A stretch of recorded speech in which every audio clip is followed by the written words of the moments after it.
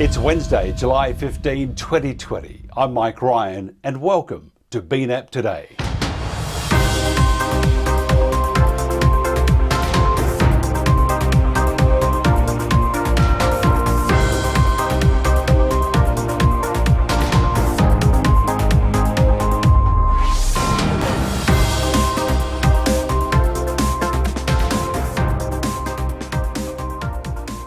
Wall Street rallied on Tuesday despite a plunge in profits at three major US banks and billions of dollars set aside to cover potential loan losses. Conway G. Gittins has more. The pandemic slammed results released Tuesday by three big U.S. banks. JPMorgan Chase and Wells Fargo are each setting aside roughly $10 billion in reserves and Citigroup nearly $6 billion to cover potential loan losses due to the coronavirus crisis. The scale of expected loan defaults is seen as a gauge of U.S. economic health. JPMorgan, the largest U.S. bank, saw its quarterly profit plunge by more than half.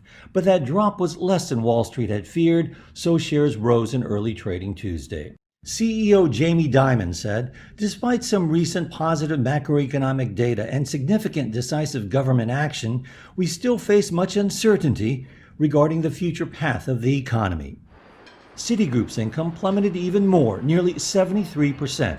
Citi, the U.S.'s third largest credit card issuer, is vulnerable to any jump in delinquencies, which tend to track increases in unemployment.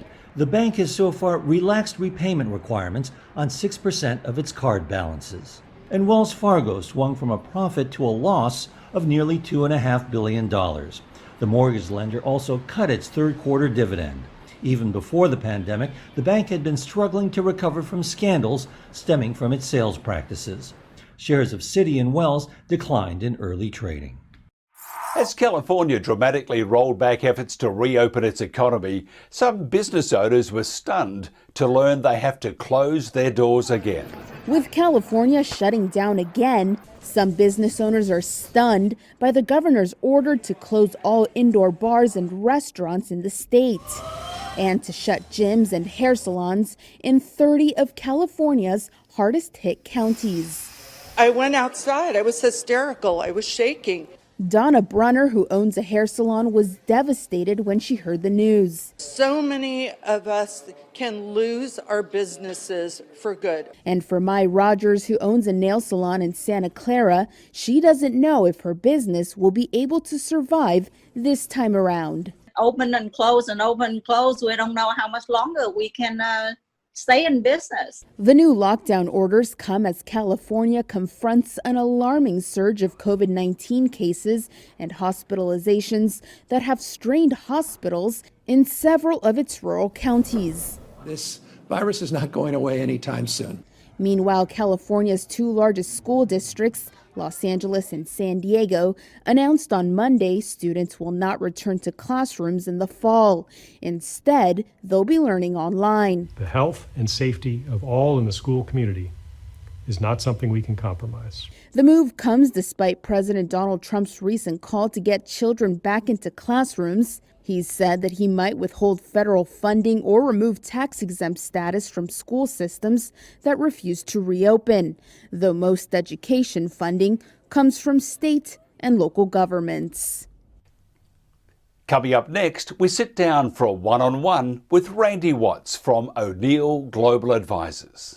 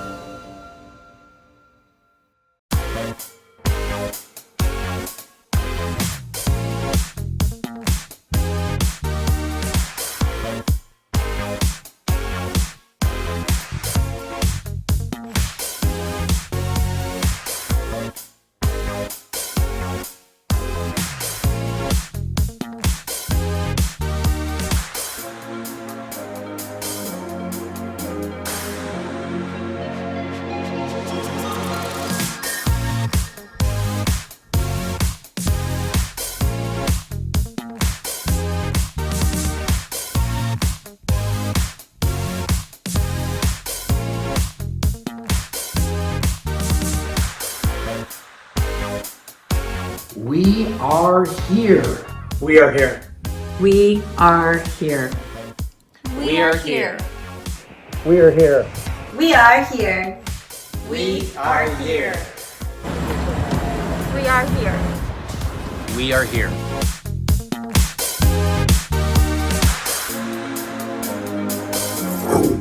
O'Neill Global Advisors Randy Watts says the weak results from JPMorgan Chase, Citigroup and Wells Fargo indicate consumer spending is still very weak. Split markets, stocks mostly rising on Wall Street Tuesday, but the NASDAQ in the minus column. Well, let's get a technical perspective of the markets. We're joined in Miami, Florida, by Randy Watts. He's Chief Investment Officer at O'Neill Global Advisors. Welcome back, Randy. Good seeing you. Now, any takeaways for investors from the earnings that we got from the three big banks, JPMorgan, Citigroup, and Wells Fargo today? Sure. Well, there's a couple of major takeaways. The first is banks are heavily taking reserves for bad loans. The three banks this morning took $28 billion in bad loan loss provisions today. That's the highest level those three banks have done together combined since the fourth quarter of 2008. We have not seen a lot of bad loans yet because of the stimulus, but it's clear from their commentary they think that's still ahead of us. The next point is that trading in equity and fixed markets did very well for the banks, and that's helped support results. But the final point is that credit card spending is seeing weakness. In particular, Citigroup saw its credit card balances decline 7.4%. So the takeaway for investors there is consumer spending is actually still very weak. And put those things together, Randy, what does it mean in terms of outlook for the economy or the rebound and corporate earnings ahead of way past the second quarter? I think right now investors are too optimistic about the economic rebound for next year. If you look at where estimates are, the market's looking for over 20% earnings growth in 2021 on the back of an 8% rise in revenues. I think that could be optimistic. And I think as we move through earnings season this quarter, we're going to actually see those outward numbers start to come down. And then the S&P 500, formed the golden cross pattern where the 50-day moving average crossed above the 200-day. Are you optimistic about the S&P from this point on, given that technical cross? That's usually a very positive technical sign. I would say what troubles me about the S&P technically right now is it's actually been a very narrow market. It's really been dominated by tech, followed by retail and healthcare. And some of those leadership groups now are starting to stall out. So unless we can see the market rotate into some other groups like financials, like transports, like cyclicals, I think the market's setting up to either pull back or go sideways from here. So basically the point is we need to see the market broaden for the rally to continue. And as you pointed out, it's been a growth stock market for the most part. Should investors still keep their bets on growth as the coronavirus cases just keep getting higher and higher as opposed to value stocks? We do think growth is going to be the leadership sector of the market over the next couple of years, but I would caution investors that these stocks have had such big moves in such short periods of time that really a pullback or a sideways movement would be normal technical action. It's unlikely they're going to keep going up at the rate they've gone up the last 60 days. Which is why you want to see the broadening out of the market. Exactly. Okay, thank you, Randy, for putting those thoughts together. Our thanks to Randy Watts of O'Neill Global Advisors coming to us from Miami. I'm Fred Kantayama in New York. This is Reuters. Delta Airlines scaled back the flights it planned to add in August amid a surge in COVID-19 cases and warned it'll be more than 2 years before the industry sees a sustainable recovery from the impact of this pandemic. Just 1 week after announcing it'll add 1,000 flights in July, Delta Airlines said Tuesday it'll cut by half the flights it had planned to add in August. The carrier also warned that it'll be more than 2 years before the industry sees a sustainable recovery. Delta said the fresh wave of coronavirus cases and quarantines hurt the demand it had seen build up over June for travel to vacation destinations. CEO Ed Bastian told Reuters, "We're at a stall right now." The airline also posted an adjusted quarterly loss of $2.8 billion. Passenger revenue nosedived 94% in a season that some analysts call the worst in aviation history. It slowed its daily cash burn in June, ending the month with almost $16 billion in liquidity. Delta also said it may continue to block middle seats beyond September, unlike rivals American and United, which have added thousands of flights with all seats for sale. But it warned it cannot make money filling only 3/5 of its planes. American and United report their results next week. After this break, the changing Sino-India relationship.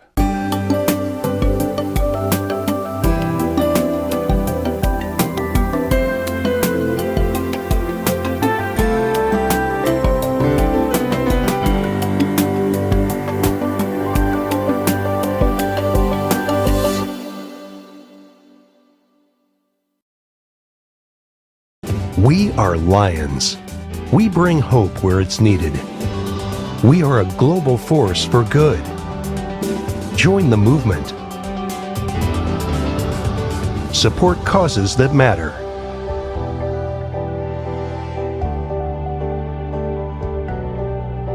Change lives.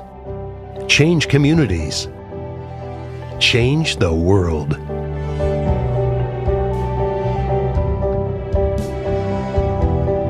We can do more together than we can alone. Join in. Experience the joy of serving. Be part of the movement. Give back. Let's unite the world for good.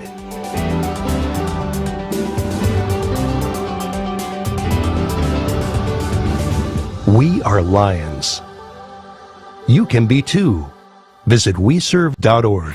Dr. Raji Rajagopalan, Distinguished Fellow and Head of the Nuclear and Space Policy Initiative at the Observer Research Foundation in New Delhi, explains what major changes we're likely to see in India's security and foreign policy and how a changing Sino-India relationship may influence India's relations with Quad and Quad Plus countries. Dr. Raji Rajagopalan, thank you very much for joining us. Thank you so much for having me here. Look, you wrote recently that the killing of 20 Indian Army men at the Galvan River confrontation a month ago is a game changer in India's national security and foreign policy strategy. Can you tell us why this is and what major changes we're likely to see in India's security and foreign policy? Sure, thank you, Mike. And I would say that for close to about 5 decades, India and China, both countries, took pride in the fact that there had been no fatalities, not even casualties on the line of actual control. And there was a certain amount of security, predictability, and sort of a peace and tranquility that existed despite occasional flare-ups. Even during Doklam, which was the major conflict, as a 72-day conflict between India and China in 2017, did not result in any casualty. And I think that changed with this violent clash in which there was the 20 army men killed, including the commanding officer of the battalion. So that, I would say, it clearly changes the dynamics between India and China for the worse. And I cannot think that it would be business as usual after the Galvan clash in a sense. Therefore, it would call for India to relook at its foreign policy, national security strategy. It cannot continue with its ambivalent and somewhat uncommitted the hedging approach that India has had for a very long time. India has retaliated against China in economic terms. What's at stake for both nations? Of course, I think there is going to be economic cost for both countries, but I think India is going to be hurt more than China. Given the scale and proportion of their trade and investment, I think India is certainly going to be more vulnerable because India figures pretty small in China's overall trade and investment, and therefore it may not impact China as much as it would in the case of India. India could be impacted harder, but New Delhi, I believe it has to bite the bullet, suffer the economic costs, because I think in the longer term, the benefits of it doing so far outweigh the short-term pains that it may have to go through. But India's actions, on the other hand, for instance, like banning the certain 59 apps, for instance, Chinese apps like TikTok, WeChat, I think that would have broader repercussions for China. China, I would say, has lost India strategically for some very short-term tactical gains that they were planning to make. But I think they have lost India for generations now. What about Huawei? Will they be blocked in the Indian market? It's very important for Huawei to be in the Indian market because of the knockbacks from the US and other countries around the world. Absolutely, and I think India is yet to make a decision on the 5G question, but in all likelihood, the Huawei is going to be blocked. Even prior to the Galvin clash, there were apprehensions in Indian policy conversations about how and why, if we should go with the Huawei at all. But I think after the Galvin clash, I think it's almost becomes very clear that Huawei is not going to be entertained. None of the Chinese firms are going to be part of the Huawei. And if you look at the number of actions that India has taken since the Galvin clash, several of the infrastructure projects, for instance, that were actually granted to Chinese companies already, these have been either revoked or cancelled. So the Indian anger towards China and coming to a critical sector like the 5G, I think entertaining Chinese companies is a disaster. And in all likelihood, like I said, I think Huawei is going to be blocked. How will India be then impacted by retaliation from China? Of course, China is not going to be keeping quiet about it. For instance, one sector that I can immediately think of, which is going to be impacted pretty much, is the Indian pharmaceutical industry. Because it's going to be, we still buy a lot of the chemicals and other stuff from China. But the point is that India does not have too many options now. India may not be able to cut off China completely, but I think India needs to take some very strong, hard economic measures. Like I said, India needs to bite the bullet and go through these hard times because the economic impact is going to be significant, but the national security and territorial integrity are far more important for India. China can cut off India pretty quickly, for instance, on the supply chains. And I think this has happened in the case of Chinese behavior towards Japan, towards Australia itself, and the manner in which China uses economic coercion as a tool in its foreign policy approach. So India has to be mindful of such tactics used by China, and therefore India has to think about ways to diversify and cut off China, at least in gradual terms. China is not going to be affected as significantly because India mainly exports primary commodities, and China can easily find alternatives to India, and so that's not going to be a problem for India. But at the same time, for India to find alternative partners to do this, and I think there is already a debate about the global supply chain, and I think here is the importance of the Indo-Pacific powers, at least the big ones, need to come together, take some conscious decision to create alternative, viable, alternate supply chains. And I think we have to stop, at least reduce in a gradual fashion the dependency on China and move on to alternate supply chains. Will the changing Sino-India relationship now have a strong influence on India's relationships with Quad countries such as the US, Japan, Australia, and Quad Plus, which is New Zealand, South Korea, and Vietnam? No, absolutely. I think the time has come. This time around, for instance, after the Galvin clash, the public anger against China is enormous. And not only that, I think one big shift that I see is the opinion among Indian elites that were not really seen in the past, even during conflicts such as the Doklam one in 2017. So there are serious calls on India to step up cooperation with other democracies and like-minded partners in the Indo-Pacific. Quad and the Quad Plus obviously are gaining greater attention in the Indian debates. Quad has always been a security grouping, but I think it could also go a step further to engage in coordinated joint exercises, coordinated patrols in the Indo-Pacific waters. I think these are steps that India has resisted traditionally, but I think given the Chinese aggressive behavior, actions in the last few years and this year in particular, I think India is willing to take some bold steps. Also, debates within India are things like how to strengthen strategic ties with countries like Taiwan, an entity that China does not recognize. Similarly, there are calls for extending greater support to the Tibetan cause. So the Indian foreign policy and national security strategies are beginning to see changes. At least there are certain strategic fluctuations in the Indian foreign policy, which I have not seen before, even during the Doklam crisis. And that was a big moment in the Indian national security debates. What do you expect will be China's reaction, if any, to India's strengthening ties with countries such as the US, which China itself currently has aggravations? Of course. China is not going to be happy at the fact that India is going to be strengthening its strategic ties with countries like the United States, the US allies. I think that's going to be it can get China to kind of be pretty angry about it. But the fact is that India has to look at its national interests first and foremost, and that calls for building stronger military strategic collaboration with countries like China. With the United States, of course.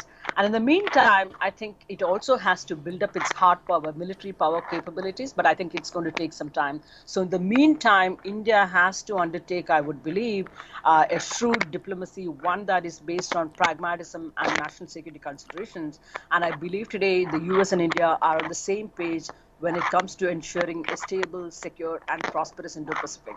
China has to realize that it has not given India any choice in this regard, and therefore India is not, because India traditionally did not play the balance of power games. It never wanted to take sides between China on the one and others.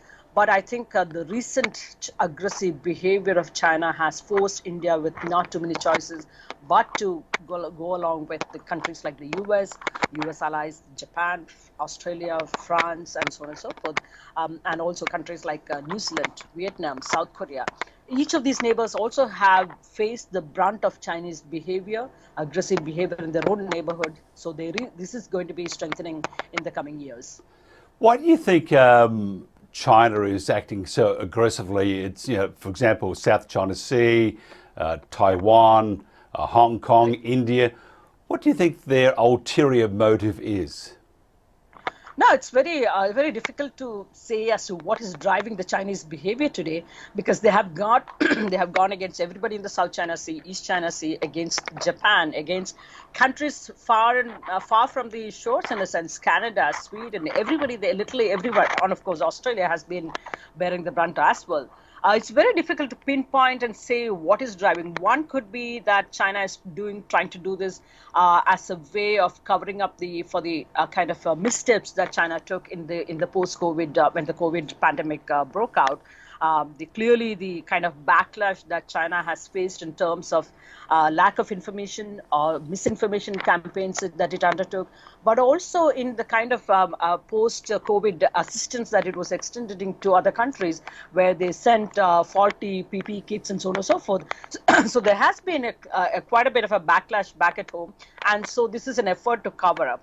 But I remember reading an essay in The War in the Rocks written by a Chinese scholar trying to provide a Beijing perspective. And that says that one is, of course, the domestic angle and the effort to cover up the mistakes that did it during the initial stages of the COVID pandemic. But the second is that China has become an extremely paranoid nation. If a country is so paranoid, so insecure, there is very little that you can do to pacify, to kind of cajole in a sense. So I'm not sure any step that India is going to be doing, or Australia that is going to do, or Japan, or any country for that matter, or any of the countries that share territories with China, in a sense, disputed territories with China, it's going to have a serious problem, because China is so insecure, and India has already kind of been dealing with one insecure nation on its west, and now we have an insecure and paranoid nation on our right side as well, on the east. So it doesn't leave India with a very, it's not an enviable position at all that India is located in. So it's going to be a hard time. It's going to be a critical moment where India will be forced to take some hard, pragmatic, national security oriented decisions in the coming days. It's interesting. China plays the long game very well. So unless this is all part of that long game, it just a lot of it doesn't make any sense at all. Yeah, absolutely. China usually, and I think that sometimes we tend to make a sort of a error in our judgment, I believe, sometimes, because we assume that China is this very calculated player who's a monolith, and there's just single one voice that carries out things, perfectly. But I think China is not exactly that, and China also faces a lot of domestic pushback. And ever since Xi Jinping has come, and the manner in which he has accumulated power all around him, it's been amazing. And I think there is a strong pushback on that factor. And again, we don't look at that. We just think that Xi Jinping is all in all powerful. He's powerful, but I think there are also going to be limits. And because he has pushed certain limits, I think there is going to be a bigger pushback on his authority in a sense. And I think all of this aggression that we see towards his neighbors and others is partly a result of that. It's not a secure nation, secure leadership that you're seeing out in China. It's an insecure, paranoia nation. Paranoia from every angle, from domestic and international international scenario in a sense. So there is only that much you can do to pacify China. And if the information that the world is getting, if only they would get reliable information, either you have the information misinformation unit from China, or you have the Western media, which always now looks for clickbait. So information is hard to come by. If it's correct, could all be false or fake news, as a famous president once said. Yeah, absolutely. No, you seriously have that. But I think it's also the time for all the like-minded countries to come together, undertake some coordinated policy decisions, because in the absence of that, you are going to flounder. And I think this is the time that you want a strong, decisive U.S. leadership, for instance. Without that, again, it's going to be a serious problem. Because in terms of if you look at China's economic and strategic power, the military power, there is no comparison to any of us together. Sort of, even if India, Japan, and Australia came together, we are still no match in terms of our capability, hard power capabilities to that of China. And therefore, I would think I think that's very, very clear that you need the U.S. at the leadership role. You need the U.S. to have a decisive leadership role to play in the Indo-Pacific if we have to be able to. But I think the U.S. is going through its own turning process. You have a leadership that can be admired from certain angle, but there are serious, because for one, Trump has been able to confront China in a much more direct fashion than any of the recent presidents that you can say. But the manner in which he has gone, I think that's created a lot of unnecessary noises around his policies. So I think there could have been a better tactic on the U.S. side, on the part of President Trump, in pursuing the China policy in a much more clear fashion. But I think the agenda from the Trump presidency seemed to be very clear that time has come for the U.S. and all of us to address China front and square, in a sense. You can't ignore that China threat anymore. It has come knocking at our own doors, in a sense. Maybe the Secret Service can confiscate all of the president's telephones, so that he won't be using Twitter ever again. It's a terrible thing. I mean, it's just like this incessant child in the classroom. I got to keep talking. Stop! Just stop! Absolutely. Just do your job. Absolutely, the tendency to react and the kind of Twitter that comes out of the White House is just not funny anymore. On the other hand, though, we can't really find out what Joe Biden is talking about. He hasn't come out of the basement yet, so who knows? Absolutely. So we are. That's my worry, that at a time when we needed the most in terms of a very, very strong, very clear, balanced, a clear-headed U.S. leadership, we are not seeing that. The Trump may have got the China threat right, but I think the tactics used in terms of addressing that China threat has created more problems, in a sense, in some ways. So I think there are issues around that as well. So let's hope we are getting to some better times in terms of dealing with the China problem, because China problem is not going to go away. China will come to be a world a number one superpower, but it's going to take several decades, I believe, before it gets there. But the problem is that China believes that it is already there, and it wants to sit at the high table and dictate to the rest of the world how the world should be run. And I think that that haste in its Chinese behavior is part of the problem. Raji, pleasure chatting. We could do this forever. I mean, there's so many things that we'd like to talk about, but we only have limited time, so we'll have to take this up later on if you don't mind. Absolutely. I would look forward to another chance to talk to you again. Thank you. Thank you very much. Thank you very much. Bye-bye. Well, that's it for BNAP today, Wednesday, July 15, 2020. Be safe and be kind. I'm Mike Ryan.